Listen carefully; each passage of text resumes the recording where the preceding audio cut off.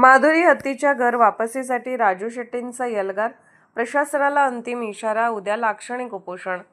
नांदणी मठातील माधुरी हत्तीच्या घर वापसीचा प्रश्न पुन्हा ऐरणीवर आला आहे. सर्वोच्च न्यायालयाचा आदेश, राज्य शासनाची मान्यता आणि उच्चाधिकार समितीचा निर्णय असूनही प्रशासनाच्या दिरंगाईमुळे माधुरी अजूनही गुजरातमधील वनतारा येथेच आहे.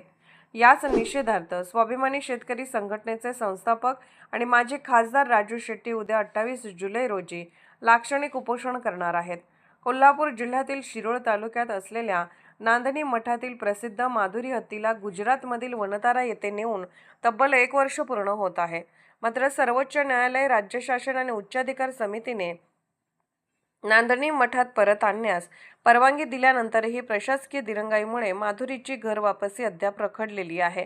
या निष्क्रिय प्रशासनाचा निषेध करण्यासाठी आणि माधुरीला तात्काळ नांदणी मठात परत आणण्याच्या मागणीसाठी स्वाभिमानी शेतकरी संघटनेचे संस्थापक माजी खासदार राजू शेट्टी मंगळवारी 28 जुलै रोजी नांदणी येथील निषेधिका परिसरात लाक्षणिक उपोषण करणार आहेत.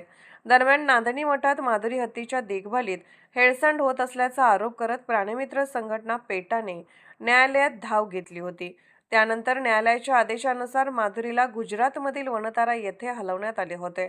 मात्र या निर्णयाविरोधात कोल्हापूरसह परिसरात तीव्र आंदोलन झाले. त्यानंतर वनताराकडूनही माधुरीला पुन्हा नांदणी मठात पाठवण्याची तयारी दर्शवण्यात आली.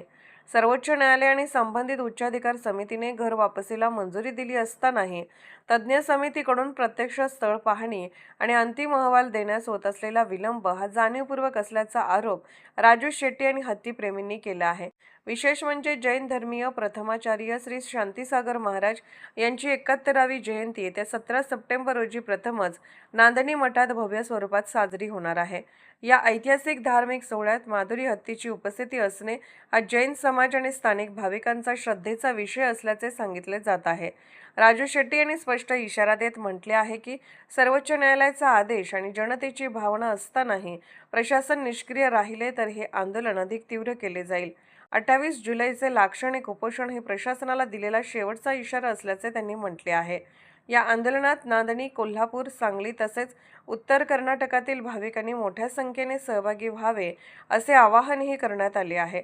माधुरी हत्तीची घर वापसी कधी होणार? प्रशासन तातडीने निर्णय घेणार का, की आंदोलन आणखी तीव्र होणार याकडे आता सर्वांचे लक्ष लागले आहे.